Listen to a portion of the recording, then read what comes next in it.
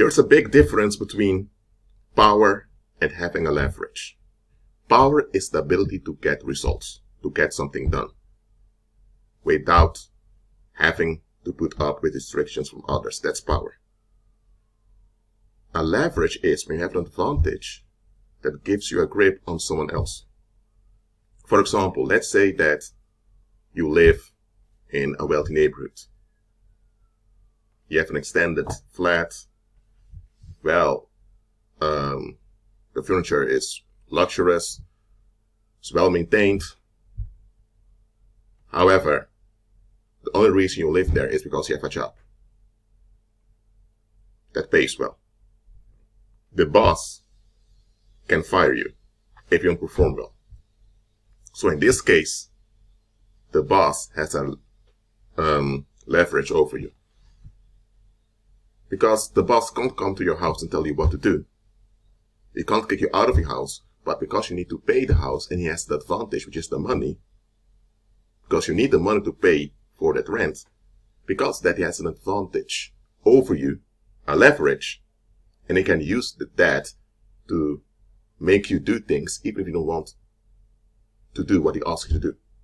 He can ask you to stay longer at work. He can ask you to put up with toxic co-workers. Why? Because you don't have any other option. If you had multiple options or you had multiple streams of income, that boss wouldn't have a leverage. It's because you only have one source of income that he has a hold on. That's why he has a leverage over you. So the boss doesn't have any power. He has a leverage. Let me give another example. Let's say you have a community. And in that community, you have a Chinese minority. Now, the Chinese minority doesn't even speak the language of the country. The Chinese minority is not even that active in the community. But there's one thing the Chinese minority has. They're good in business. They're good in trade. And they're the ones that dominate the trade of the country. So the Chinese minority doesn't have the power to just do whatever they want in that country because they would be resisted. But because they have a leverage, they are the top in the export and import of that country. They can now use that leverage to, to push their agenda in that country. So now they can request more housing for more Chinese migrants.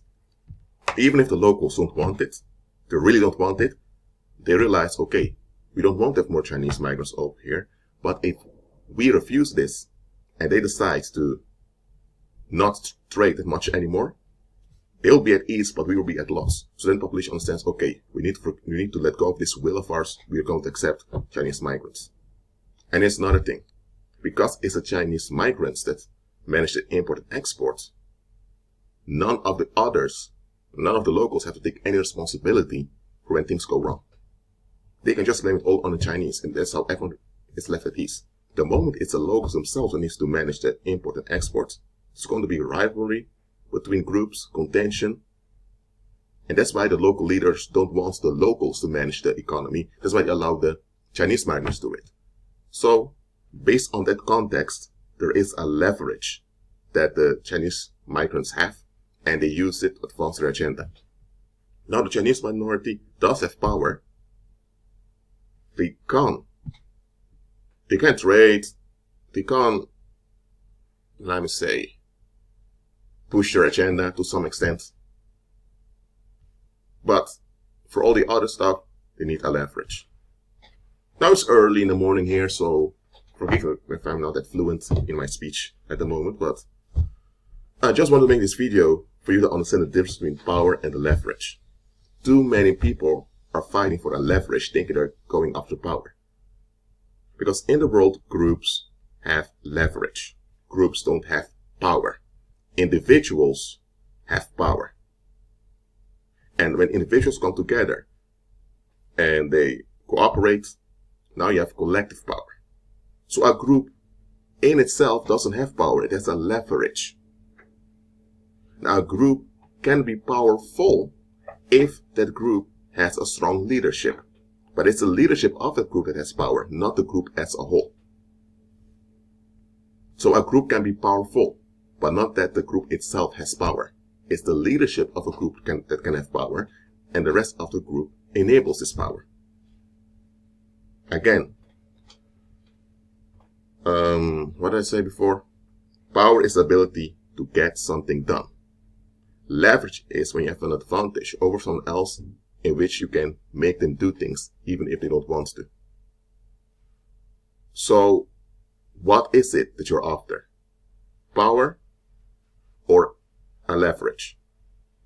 The world conditions you to go after a leverage. Why? Because the world centers around control. And when you have a leverage over someone else, you can, to some extent, control them. That's what politics is all about. People think politics is about power. No, it's about maintaining leverages. You have different groups in society, which all have their leadership, and those groups are competing with one another for leverage. Some family may be good in the wine production, others are good at producing arms, and others good at producing books. So they all have their role that's needed for that society to work. But they all want their agendas to be fulfilled. But not all their agendas can be fulfilled. So there's a fight all the time. There's conflict concerning whose leverage matters. Believers shouldn't be stuck in these fights because they're worldly. Because we don't operate with leverage in itself. We operate in power. And when we have a leverage over others, it's only for us to use that leverage to glorify Christ. In the world, when people have a leverage over you, it may go wrong. And it often does. That's why you have this fight all the time in the world. So believer, walk in the power of the Holy Spirit, because that's real power. And when you have a leverage, remember who your Lord is. That's it for now. Keep agreeing with Christ and be at peace.